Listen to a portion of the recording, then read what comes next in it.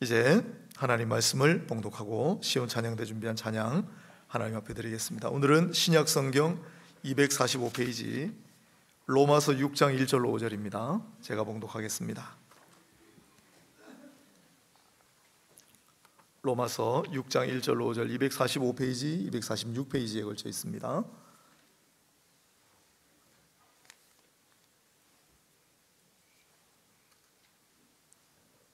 그런즉 우리가 무슨 말을 하리요? 은혜를 더하게 하려고 죄에 거하겠느냐? 그럴 수 없느니라. 죄에 대하여 죽은 우리가 어찌 그 가운데 더 살리요? 무릇 그리스도 예수와 합하여 세례를 받은 우리는 그의 죽으심과 합하여 세례를 받은 줄을 알지 못하느냐? 그러므로 우리가 그의 죽으심과 합하여 세례를 받음으로 그와 함께 장사되었나니 이는 아버지의 영광으로 말미암아 그리스도를 죽은 자 가운데서 살리심과 같이 우리로 또한 새 생명 가운데서 행하게 하려 함이라. 만일 우리가 그의 죽으심과 같은 모양으로 연합한 자가 되었으면 또한 그의 부활과 같은 모양으로 연합한 자도 되리라. 아멘. 네, 감사합니다. 오늘은 나는 죽고 예수로 사는 사람이란 제목으로 말씀을 드리도록 하겠습니다. 오늘 세례주일입니다. 여러분은 세례를 뭐라고 생각하세요?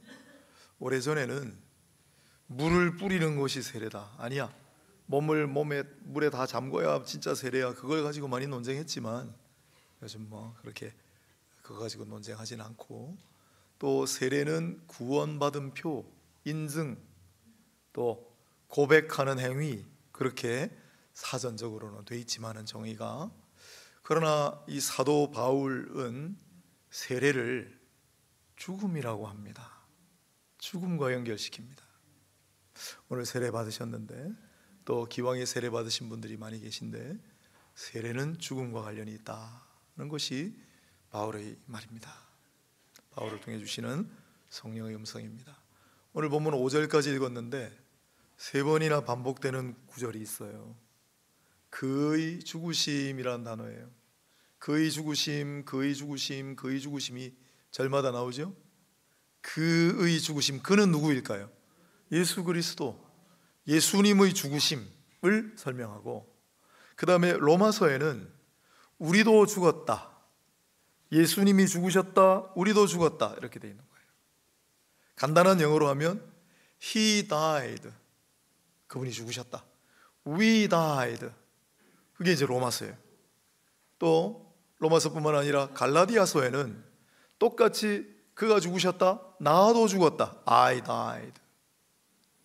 골로새서에는 그가 죽으셨다, 너희도 죽었다, You died, 이렇게 되어 있어요. We died, I died, You died, 이렇게 되어 있어요. 우리는 죽었다, 나도 죽었다, 너희도 죽었다. 왜 자꾸 죽었다고 그래요? 어디에 대해서 죽었다고 그래요? 죄에 대해서 죽었다, 율법에 대해서 죽었다, 세상의 초등학문에 대해서 죽었다라고 그래요. 세례를 죽음과 연관시킵니다. 오늘 본문을 보십시오. 3절에 무릇 그리스도 예수와 합하여 세례를 받은, 세례를 뭐라고 합니까? 예수 그리스도와 합하여 받는 무언가를 세례라고 해요. 무슨 뜻이에요?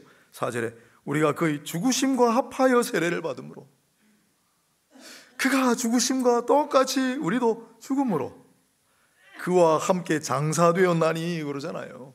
그게 세례라는 거예요. 세례는 무엇인가? 우리의 옛 자아가 죽는 것이다. 예수 그리스도와 합하여 십자가에 세례 받을 때 우리는 그때 죽었다라는 고백이에요. 나는 죽었다, 너희도 죽었다. 그게 사도의 고백이고 사도의 가르침이었습니다. 뒤에는 이제 살아난다는 얘기를 할 텐데, 그러나 먼저 죽어야 우리는 다시 살 수 있습니다. 그래서 내가 죽었다라는 이 선언이 굉장히 중요해요. 오늘 이 사도 바울의 로마서, 갈라디아서, 골로새서에 걸친 이 세례로 말미암은 죽음의 이야기는 그러므로 바울 자신의 스스로 쓴 부고장이다, 나는 죽었습니다 여러분 라고 하는 내용과 같습니다. 그리고 우리 신앙의 선진들이 이 바울의 사례를 참고하여 계속해 왔어요. 공식 기록으로 등장한 처음인 것 같은데, 어거스틴이라는 사람, 기독교 최고의 신학자 어거스틴은 젊을 때 많이 방황했는데 예수 만나서 회심하고 새로운 삶을 살게 됐죠. 그리고 어느 날 길을 가다가 자주 가던 술집의 일하시는 분을 만났습니다. 선생님, 왜 요즘은 통 놀러 오지 않으세요? 그러니 어거스틴이 뒤도 돌아보지 않고 당신이 알던 어거스틴은 죽었소이다, 그러고 갈 길을 갔대요. 이게 이제 공식 문헌에 등장하는 처음이에요.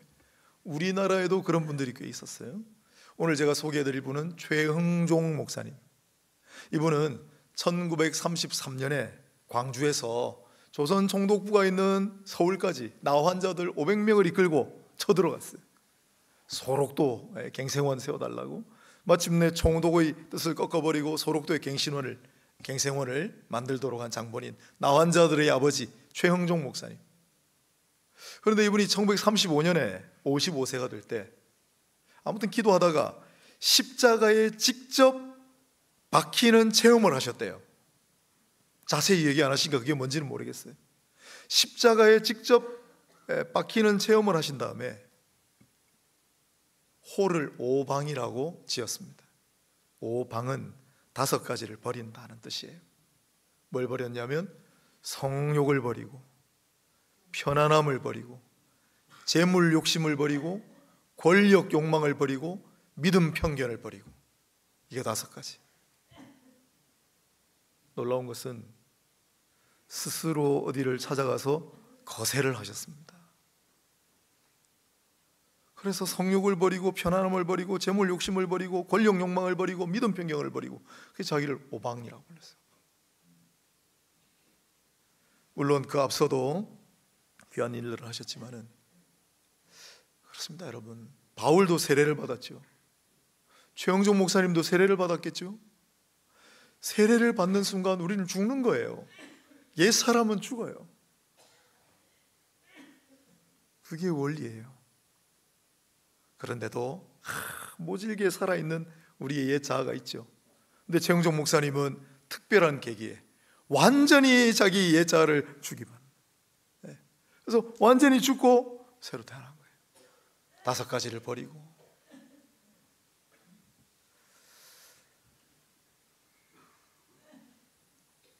신자는 먼저 죽어야 합니다. 그래야 살아날 수 있습니다. 신자는 한 번 죽었던 인생입니다.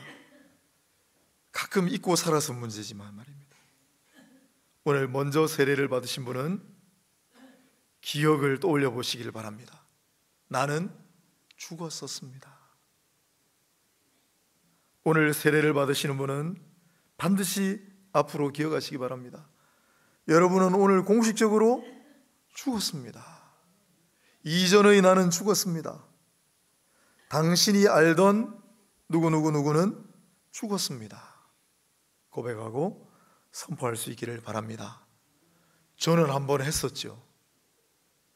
제가 한동안 신학 공부하느라고 사라졌을 때 제 동기들 사이에 홍모가 죽었다는 소문이 퍼져가지고 그게 제 귀에도 들려와서 제가 한 명한테 연락했어요. 안 죽었다. 그러나 이렇게 얘기했어요. 정말. 그러나 당신들이 알던 홍모는 죽었다.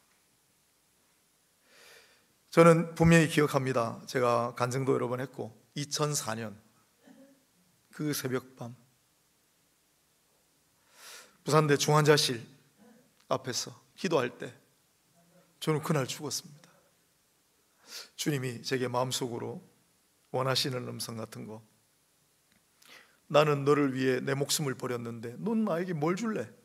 그래서 제가 그날 주여 제 생명을 가져가십시오, 제 목숨을 주님께 드리겠습니다.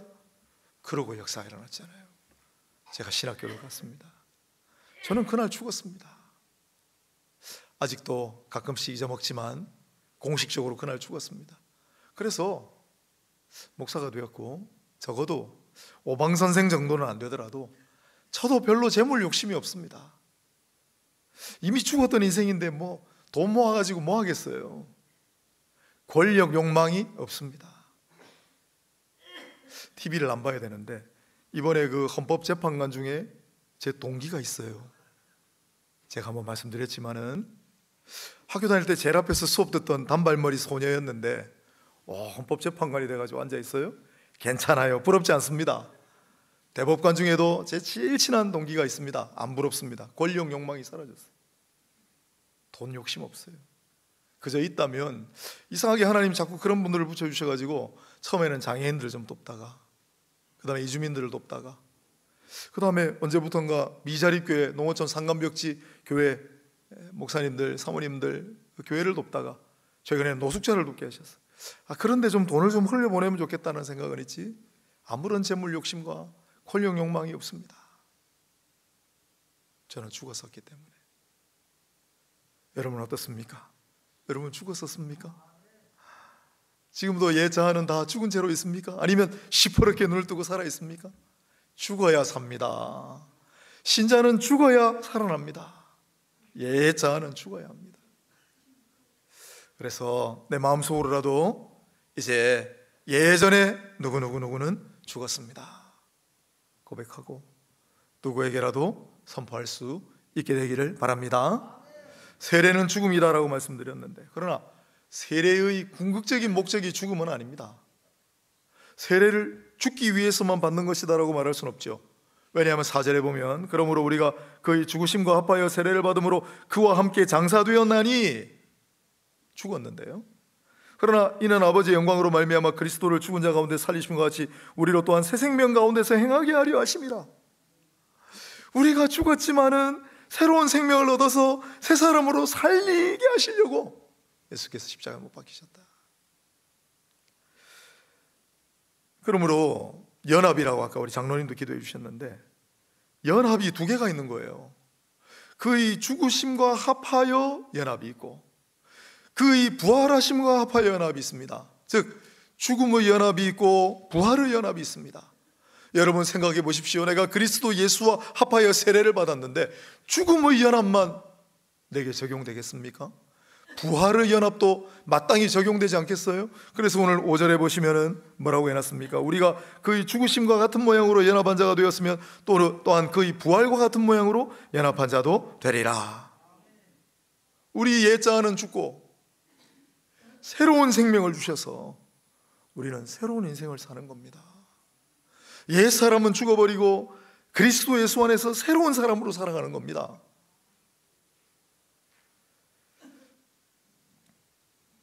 그저께 한국에 지금 오신 미국의 침례 신학대학원 총장님을 만났습니다. 극동방송에서 초청을 해가지고 지금 3월 조선에 오셔서 아주 유수한 교회들 방문해서 간증 집회를 하시는데, 이분이 저보다 한참 동생이에요. 1977년생인 것 같아요. 그런데 어린 나이에 가정이 깨져가지고 많이 방황했어요. 보통 방황한 정도가 아니라 중학교 때부터 술과 마약을 손에 댔대요. 중독자가 돼가는 거죠. 수업 시간에는 그냥 엎어져 자고 2차례나 유급당하고, 그러다가 고등학교를 어찌어찌 진학을 했는데 고등학교 2학년 때 술과 마약 문제로 2번이나 경찰에 체포됐대요. 완전히 망가진 인생이죠. 그런데 그날도 수업은 안 듣죠. 책상에 엎드려 있는데 선생님 중에 한 분이 살짝 다가와가지고 Jesus loves you, 주님 널 사랑하셔, 그 말이 계속 귀에 맴돌더래요. 그래서 본인도 노력을 했는데, 왜? 기독교 문화니까 성경도 보려고 하고 친구들 좀 그런 친구들 안 되는 거예요. 더 사정이 악화돼가지고 오토바이인가 뭔가 훔치다가 또 체포됐대요. 그런데 극적으로 주님이 그를 찾아와 주셔서 그가 18살 되던 해 1995년 6월 16일인가 날짜도 써놨더라고요. 주님을 새롭게 만나요. 만나는 정도가 아니라 옛날 그 망가진 인생, 술과 마약과 온갖 세상 쾌락에 너무 어린 나이에 찌들어 있던 그 옛 자기는 죽어버리고 예수님의 은혜로 새로운 생명을 얻어서 거듭났대요. 그래서 보니까 부인을 만났는데 타라 듀, 이분의 이름은 제이미 듀 총장입니다. 부인이 너무 좋아요. 일찍 결혼했더라고요. 가정을 이루고 그 다음부터 열심히 신앙생활하고 섬기고, 자기하고 비슷한 사정의 딱한 청소년들을 섬기고, 그러다가 신학교를 가고 목사가 되고 공부를 해서 박사가 되고 미국 뉴 올리언즈의 신학대학원 총장이 되셨어요. 지금 48이에요. 제가 그 간증하는 걸 옆에서 쭉 들으면서 저런 얘기 막 해도 되나? 술에 찌드는 것도 얼마나 핸디캡이 돼요. 근데 자기가 중고등학교 때 벌써 술과 마약과 막 다른 것도 있는데 제가 말씀 안 드리겠어요. 완전히 찌들어서 망가진 인생이었다는 거예요. 그랬는데 주님이 새로운 생명을 주셔서 지금 자기가 총장을 하고 있대. 그리고 불우했던 어린 시절을 하나님께서도 위로하시느라 쌍둥이를 낳아가지고 자녀가 4명이에요. 다 데리고 왔습니다. 저는 이분 얘기를 들으면서 이런 얘기는 100년 전이나 200년 전에 우리가 보는 책에 있는 이야기거든요. 근데 1995년에 그 망가진 인생이 주님을 만나서 완전히 옛날 모습은 죽어버리고 새로운 생명으로 거듭나서 발전을 거듭해가지고, 여러분, 남침내 교회는 우리 지금 대한민국에 있는 성도 수보다 훨씬 많습니다. 2,500만 명이 넘을걸요. 교회 수도 엄청 많습니다. 그 미국의 가장 대표적인 교단의 대표적인 신학교의 총장이 되었다니 얼마나 놀랍고 신기한 일입니까? 이것이 바로 옛 나는 죽어버리고 새로운 생명 가운데 살게 하시기 위해 나를 십자가에 못 박아 죽게 하시는 하나님의 은혜라, 이 말입니다. 사도 바울은 우리가 죄에 대하여 죽고 율법에 대하여 죽고 세상 초등학문에 대하여 죽음으로 더 이상 죄와 율법과 세상의 지배 아래 살아서는 안 된다라고 얘기합니다. 새로운 생명을 얻었기 때문에 새로운 사람으로 살아가야 한다고, 또 살아갈 수 있다고 거듭 이야기합니다. 바울도 그랬잖아요. 오늘 세례 받으시는 분들 꼭 기억하십시오. 오늘 여러분의 옛 자아가 공식적으로 사망한 날입니다. 그리고 주님께서 새로운 생명을 더하여 주신 날입니다. 이 새로운 생명을 얻어 앞으로는 이전과는 본질적으로 다른 새로운 삶을 살아가시기를 바랍니다. 학습 대상자들은 그걸 꿈꾸시고 6개월 동안 또 신앙생활 잘 하시길 바라고, 기왕에 세례 받으신 분들은 새로운 생명을 다 받으셨습니다. 그 새로운 생명을 가지고 살아가고 계십니까? 여러분의 삶 속에 그렇게 눈부시고 아름답고 선한 변화가 있습니까? 실망하실 필요가 없습니다. 여전히 진영형입니다. 우리에게 새로운 생명을 주셨기 때문에 그 새로운 생명의 역사로 여러분들의 삶 가운데도 놀랍도록 선하고 아름다운 눈부신 변화의 결실이 있게 되기를 주님의 이름으로 축복합니다. 그러면 새로운 생명으로 새 사람이 되었는데 어떻게 살아가야 할 것인가? 나의 심장을 주님께 드립니다 했던 칼빈의 말을 잊지 않으셨겠죠? 주님은 칼빈의 그 생명을 받으시고 칼빈을 이와 같은 사람으로 살아가게 하셨습니다. 그건 바울도 똑같아요. 사도 바울이 로마서에서는 우리가 죽었습니다. 죄에 대해, 율법에 대해. 그래서 로마서에서는 뭐라고 하느냐면 더 이상 죄의 종이 되지 마시고 의의 종으로 사시오. 율법의 지배를 받지 말고 복음, 은혜의 지배 아래 사시오. 당신의 지체를 죄에게 불의의 무기로 내어주지 말고 당신의 지체를 의의 무기로 하나님께 드리시오. 이렇게 얘기합니다. 쉽지 않죠? 쉽지 않아요. 골로새서에서는 우리가 새 생명을 얻었기 때문에 이제는 더 이상 땅의 것을 쳐다보지 말고 위의 것을 찾으라 라고 말합니다. 그러면서 땅에 있는 지체를 죽이라, 곧 음란과 부정과 사욕과 악한 정욕과 탐심이니 탐심은 우상 숭배니라 라고 얘기합니다. 땅에 있는 지체를 죽이라, 위의 것을 찾으라. 우리 쉽지 않죠? 그래서 사도 바울은 세례를 통하여 우리는 일종의 부활의 은혜를 누리는 거예요. 세례 때 죽었는데 다시 살아났으니까. 그리고 훗날 재림하실 때 주님이 우리 육신이 다 흩어졌어도 우리의 육신의 부활을 우리는 믿습니다. 그러나 우리가 새 생명을 얻었는데 여전히 옛 모습대로 살아가기 때문에 사도 바울은 고린도전서 15장 31절에서 뭐라고 했냐면 나는 날마다 죽노라 그래요. 날마다 죽노라. 안타까운 마음으로 날마다 죽노라 그래요. 그러면서 갈라디아서 2장 20절에 이 말씀을 우리에게 주셨어요. 앞부분, 내가 그리스도와 함께 십자가에 못 박혔나니 그런즉 이제는 내가 사는 것이 아니요 오직 내 안에 그리스도께서 사시는 것이라. 그리스도와 합하여 죽고 새 생명을 얻어 사는 인생은 어떤 인생입니까? 라고 묻는다면 한 문장으로 답할 수 있습니다. 나는 죽고 예수로 사는 사람입니다. 유기성 목사님의 유명한 책 제목이죠. 나는 죽고 예수로 사는 사람. 유기성 목사님도 처음부터 그랬던 건 아니에요.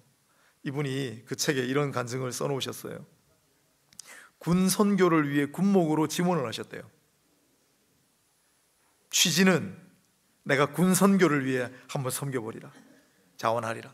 그런데 가만히 자신을 들여다보니 진정한 동기는 그게 아니었대요.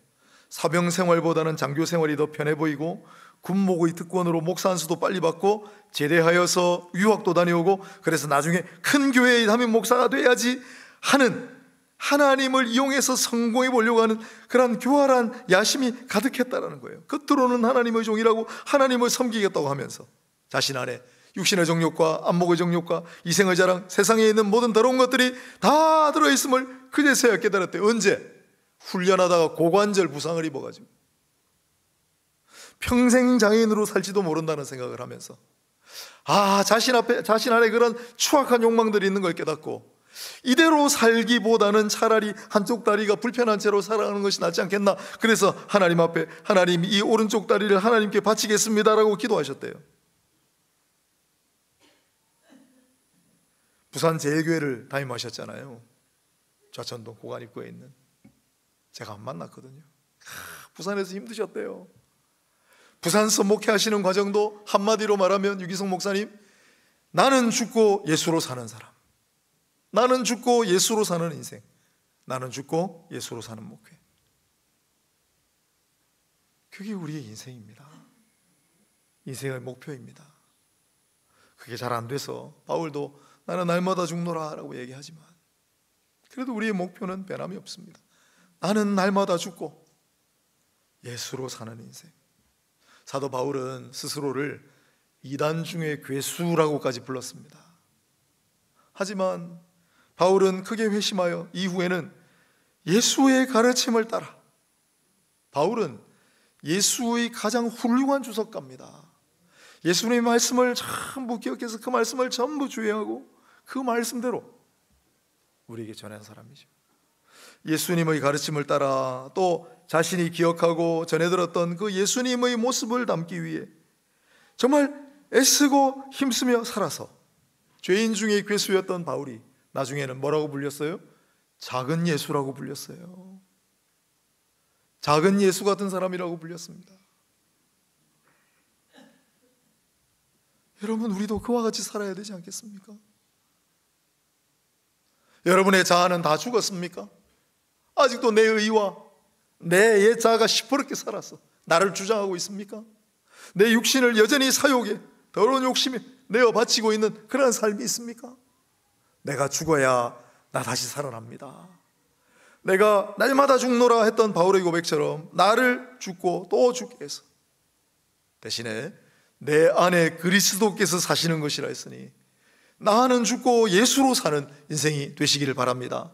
그래서 지금 우리의 삶은 그렇지 않지만 언젠가 누군가가 나를 보고 당신 정말 작은 예수 같다, 당신 참 예수의 제자처럼 사는구나, 그런 말 들을 수 있는 저와 여러분 다 될 수 있기를 바랍니다.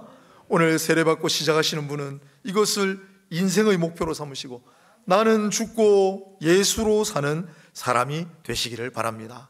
기왕에 우리 세례받으신 분들 아직도 내 옛자가 시퍼렇게 살아있다면 날마다 나는 죽고 예수로 되살아나는 그러한 모든 인생들이 되시기를 주님의 이름으로 축원합니다. 기도하겠습니다.